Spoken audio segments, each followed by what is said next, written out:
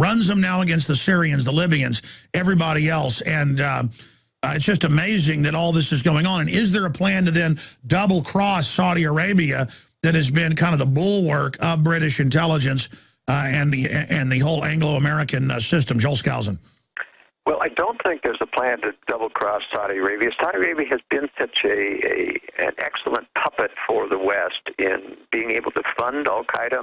Most of the, and we have to remember how this operates. They really run al-Qaeda at the top, and they don't control the individual terrorists that are used. The terrorists, get orders from the top, and they don't know, who's running the show at the top.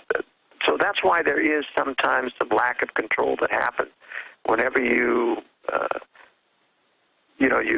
basically talk to the top leaders and then you get them to give orders down there. But there's a lot of mistakes that happened, and that's fortunately for us that they don't have absolute control, but they have effective control. But I think it's important to emphasize the point that the Muslim Brotherhood is the big red herring that we're dealing with. It's meant to drive Americans into accepting all of this diminution of their civil rights, but it's also made to divert Americans from seeing the real threat, the Russian and Chinese threat. And it's amazing to me, Alex, how even conservatives, even people who listen to your show, who call me for consultation and things, they, continue to think, I think that's because they listen to Glenn Beck so much and others that are pushing the Muslim Brotherhood threat.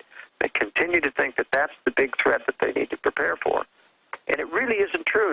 Unlike the Germans who could infiltrate, speak English like Americans, and infiltrate America and Britain, the Muslims can't do that.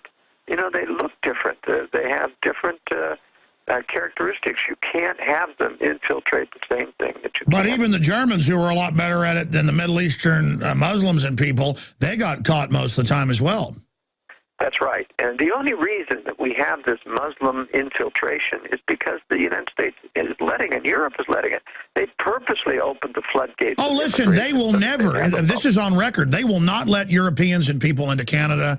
They will not let Europeans hardly into America. But I've been there at Canada while they're screaming at me when I'm going in there as a journalist or even as a tourist and just watching foreigners from the East just walk right up, boom, where they're from. They just, and the Canadian border people literally bow down. I mean, they're just straight through.